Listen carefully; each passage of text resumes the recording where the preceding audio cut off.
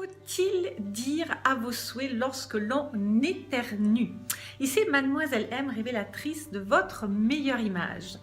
Alors, c'est une question qu'on me pose fréquemment et vous voyez, je me trouve aujourd'hui à un séminaire autour de l'image et du savoir-vivre et c'est une question qui est récurrente. Et si on me la pose, c'est qu'effectivement, il y a plusieurs façons d'interpréter la chose. Alors déjà, pourquoi dit-on à vos souhaits?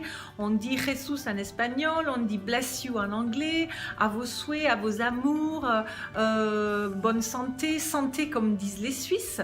Alors pourquoi dit-on cela? Eh bien, il y a de longs siècles en arrière, on pensait que notre âme était située dans notre cerveau et donc effectivement en éternuant, on avait l'impression que la personne allait expulser son âme en dehors d'elle-même et du coup on lui souhaitait des vœux de bonne santé et de fortune suite à ce malheureux incident. Et c'est aussi la raison pour laquelle, par exemple, lorsqu'on bâille, on met la main devant la bouche pour ne pas que l'âme s'en aille, ou une autre version dit pour pas que le diable rentre dans le corps. Tandis que les Grecs, eux, avaient une interprétation beaucoup plus positive de la chose, puisqu'ils pensaient que la personne eh bien, était visitée par des esprits divins, et donc c'est pour cela qu'elle avait, grâce à cette chance, on lui souhaitait plein de belles choses pour que cet esprit divin eh bien, soit bienveillant et bénéfique.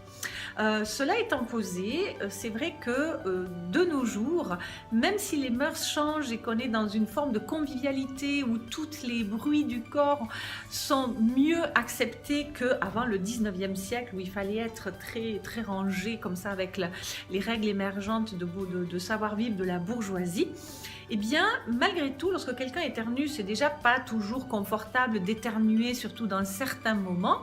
Lorsque vous dites à vos souhaits ou santé ou peu importe, en fait, vous appuyez un petit peu là où ça fait mal et quelque part, indirectement, on fait remarquer à la personne qu'on est dérangé. Maintenant, voilà, il y a une notion de convivialité. Aujourd'hui, on s'attend presque à ce que lorsqu'on éternue, les gens disent à vos souhaits ou quelque chose pour dire « Ok, je suis là ».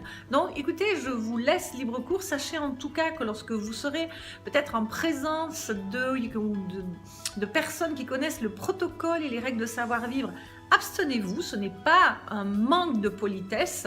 Et puis si vous êtes avec des personnes qui ont l'habitude de se souhaiter bonne santé ou à vos souhaits lorsqu'elles éternuent, continuez à le faire, mais en toute connaissance de cause. Et en fait, tout est là dans le savoir-vivre, c'est en connaître les règles, mais savoir les appliquer ou non.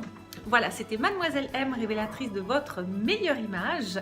Si vous avez aimé cette vidéo, faites-le moi savoir, partagez-la si vous pensez qu'elle peut être utile à d'autres personnes. Et je vous souhaite une très belle suite de journée et à très bientôt.